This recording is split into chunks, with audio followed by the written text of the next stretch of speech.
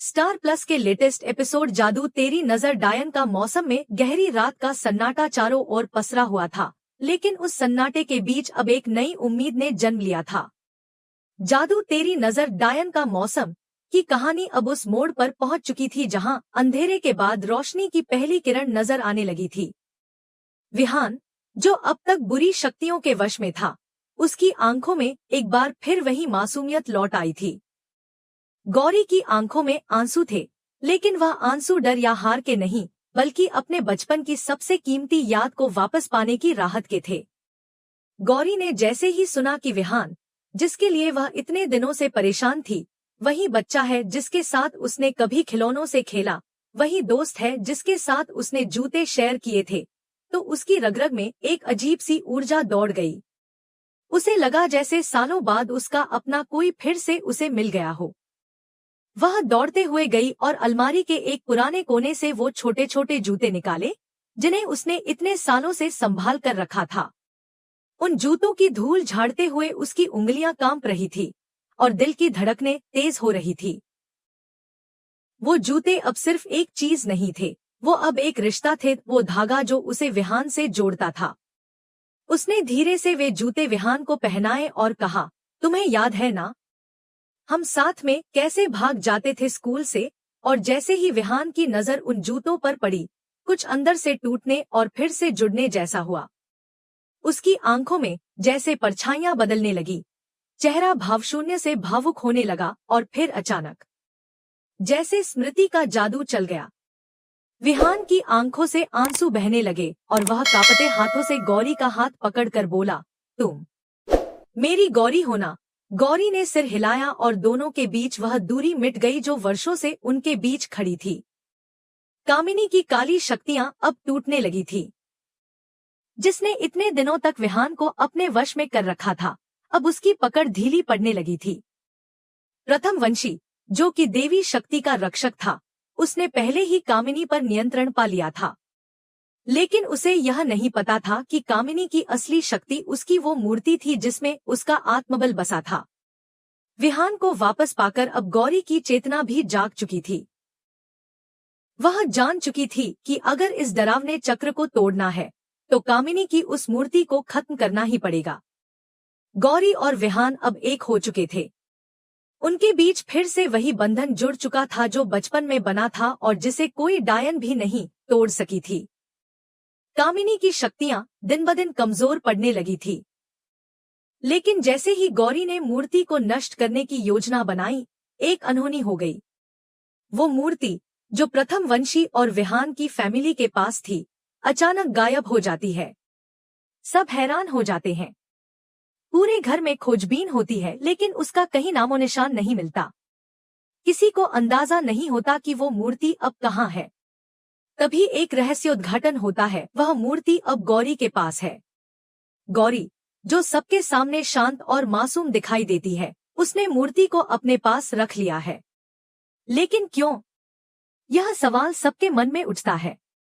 क्या वह मूर्ति को नष्ट करने से पहले कुछ जानना चाहती है, या फिर वह कामिनी की शक्तियों को अपने वश में करना चाहती है ताकि आगे आने वाले खतरे से मुकाबला कर सके? गौरी जान चुकी थी कि कामिनी इतनी आसानी से हार मानने वाली नहीं है। मूर्ति को नष्ट करने से पहले उसे उस रहस्य को समझना होगा जो उस मूर्ति में छिपा है। उस मूर्ति से जुड़ी कोई पुरानी कहानी, कोई अज्ञात शक्ति, या शायद कोई ऐसा संकेत जो भविष्य को प्रभावित कर सकता है। इसलिए उसने चुपचाप वह मूर्ति अपने पास रख ली और एकांत में जाकर ध्यान लगाकर उससे जुड़ी ऊर्जा को समझने की कोशिश करने लगी। जैसे जैसे वह ध्यान में डूबी, उसे अजीब अजीब दृश्य दिखने लगे। एक मंदिर, एक अग्निकुंड और एक बच्चा जिसकी आंखों में डर और शक्ति दोनों थे। गौरी अब समझ गई थी कि कामिनी की आत्मा को अगर हमेशा के लिए मुक्त करना है, तो उसे सिर्फ मूर्ति को नष्ट नहीं करना होगा, बल्कि उस आत्मा को भी शांति देनी होगी जो वर्षों से बदले और नफरत में जल रही है। इधर विहान की फैमिली, प्रथम वंशी और अन्य लोग इस बात से परेशान थे कि मूर्ति कहाँ गई। वे अब भी अंधेरे में थे, लेकिन उन्हें यकीन था कि गौरी कुछ बड़ा करने जा रही है। प्रथम वंशी ने कामिनी की काली छाया को कुछ समय के लिए कैद कर रखा था, लेकिन उसे यह भी पता था कि यह काली शक्ति एक बार फिर लौट सकती है अगर उसका स्रोत पूरी तरह खत्म नहीं किया गया। अब कहानी उस मुकाम पर आ गई थी जहां हर किरदार अपनी भूमिका निभा चुका था, लेकिन आखिरी चाल गौरी के हाथ में थी। वह अब यह तय करेगी कि कामिनी का अंत कैसे होगा। गौरी के पास कामिनी की मूर्ति है, उसके पास विहान का प्यार और उसके साथ जुड़ी यादें हैं, और सबसे बड़ी बात, अब उसके पास वो शक्ति है जो सिर्फ एक सच्चे दिल से ही आ सकती है। लेकिन क्या वह मूर्ति को नष्ट करेगी या कामिनी की आत्मा को शांति देने का कोई और तरीका ढूंढेगी? और यही सवाल कहानी को ले जाता है अगले अध्याय की ओर, जहां सच्चाई, विश्वास और आत्मा की मुक्ति की जंग अब अपने चरम पर पहुंचने वाली है। घोर अंधकार की उस रात में जब सब कुछ शांत लग रहा था, तब एक नई आपदा ने दस्तक दी। कामिनी की बुरी शक्तियों ने अब एक नया रूप ले लिया था और इस बार उसका निशाना कोई और नहीं बल्कि गौरी थी। जी हाँ, वही गौरी जिसने हाल ही में विहान को बचाया था, वही गौरी जिसकी मासूमियत और प्रेम ने विहान को उसकी स्मृतियों तक वापस पहुंचा दिया था, अब खुद कामिनी की शक्तियों के जाल में उलझ चुकी थी। उसकी आंखों में अब भी वही चमक थी, लेकिन उसके भीतर अब कुछ बदल रहा था, कुछ ऐसा जो गौरी खुद भी समझ नहीं पा रही थी। कामिनी, जो अब तक अपने स्वरूप में शक्ति बिखेर रही थी, उसने महसूस कर लिया था कि अगर वह सीधे तौर पर हमला करेगी तो उसे एक बार फिर हार का सामना करना पड़ सकता है। इसलिए उसने चालाकी से एक नया रास्ता चुना, गौरी के अंदर प्रवेश करके उसे ही अपना माध्यम बना लेना। और जैसे ही कामिनी की आत्मा ने गौरी के शरीर में प्रवेश किया, गौरी के हाव भाव धीरे धीरे बदलने लगे। उसकी बातें रहस्यमयी हो गईं। उसकी आंखों में कभी मासूमियत की जगह अब एक अनजानी गहराई दिखने लगी। विहान, जो अभी अभी अपने बीते हुए कल को वापस पहचान पाया था, अब एक नई मुश्किल में फंस चुका था। कामिनी अब चाहती थी कि विहान उसे अपनी मां समझे। वह उसकी भावनाओं के साथ खेलने लगी, उसे भ्रमित करने लगी कि वही उसकी असली मां है, जिसने उसे बचपन से पाला और सुरक्षा दी। विहान की हालत अब और भी जटिल हो गई थी। एक ओर वह अपनी बचपन की साथी गौरी को खोना नहीं चाहता था, तो दूसरी ओर उसके सामने एक ऐसा चेहरा था जो अब उसकी मां बनने का दावा कर रही थी।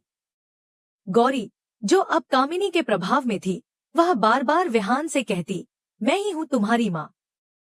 क्या तुम अपनी मां को पहचान नहीं सकते? इस एक सवाल ने विहान के भीतर एक नई उलझन पैदा कर दी थी। उसकी आंखों में आंसू थे, लेकिन वह सच को पहचान नहीं पा रहा था। कामिनी की यह चाल काफी गहरी थी, क्योंकि वह जानती थी कि अगर भावनाओं के स्तर पर किसी को बांधा जाए, तो वह कभी खुद को पूरी तरह आजाद नहीं कर पाएगा।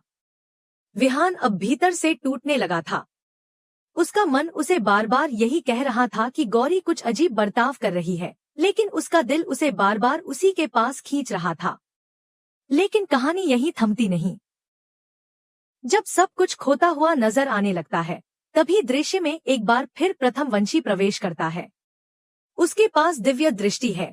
उसकी चेतना अब हर उस चीज को भांप सकती है जो सामान्य लोग नहीं देख सकते। उसने तुरंत पहचान लिया कि गौरी के शरीर में अब कोई और आत्मा भी है। प्रथम वंशी ने धीरे धीरे गौरी से बात करना शुरू किया। वह उसे बार बार उसके बचपन, उसकी माँ की ममता और उसके भीतर की शक्ति की याद दिलाने लगा। तू कोई और नहीं, तू वही गौरी है जिसने अपने प्यार की ताकत से अंधेरे को चीर डाला था, उसने कहा। गौरी के मन में कहीं कुछ हलचल होने लगी। वह अब दो आत्माओं के संघर्ष का केंद्र बन चुकी थी, एक उसकी अपनी जो उसे मुक्त करना चाहती थी, और दूसरी कामिनी की जो उसे पूरी तरह अपने कब्जे में लेना चाहती थी।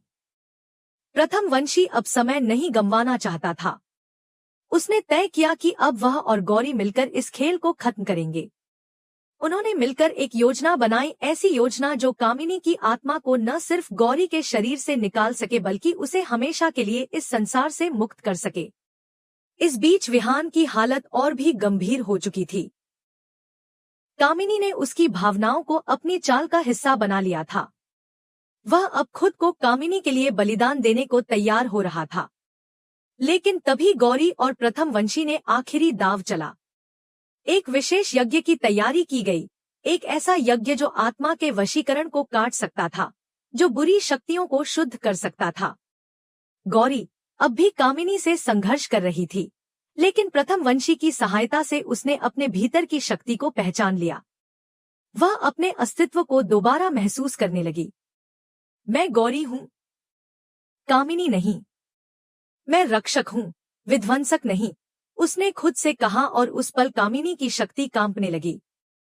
यज्ञ शुरू हुआ, मंत्र गूंजने लगे, वातावरण में एक विचित्र कंपन फैलने लगा। कामिनी की आत्मा छटपटाने लगी, वह गौरी के शरीर से बाहर निकलने को मजबूर हो गई। लेकिन उसकी अंतिम कोशिश विहान को अपने साथ खींचने की थी। वह उसे अपने साथ ले जाना चाहती थी।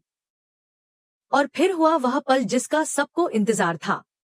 गौरी ने अपनी पूरी शक्ति से कामिनी को पुकारा और कहा, तू मुझे नहीं, खुद को खो चुकी है कामिनी। विहान, जो अब तक असमंजस में था, उसने अपनी माँ के उस रूप को देखा जो सिर्फ एक छलावा था। उसने कामिनी को अंतिम बार देखा और कहा, तू मेरी माँ नहीं हो सकती। मेरी माँ होती तो मेरे प्यार का इस्तेमाल नहीं करती। यह शब्द जैसे ही हवा में गूंजे, कामिनी की आत्मा एक तेज चीख के साथ गायब हो गई। यज्ञ की अग्नि शांत हो गई, वातावरण में एक नई ऊर्जा भर गई। अब सब कुछ शांत था। गौरी फिर से वही बन गई थी, सशक्त, भावुक और अपने विहान के साथ। प्रथम वंशी ने मुस्कुराते हुए दोनों को देखा। अब अंधकार का अध्याय समाप्त हो चुका था। लेकिन क्या यह वास्तव में अंत था या किसी और रहस्य की शुरुआत? ये सवाल अब भी हवा में तैर रहा था। जो सामने था वह बस इतना कि अब अंधकार को रौंद कर प्रेम और विश्वास ने फिर से एक बार विजय पाई थी।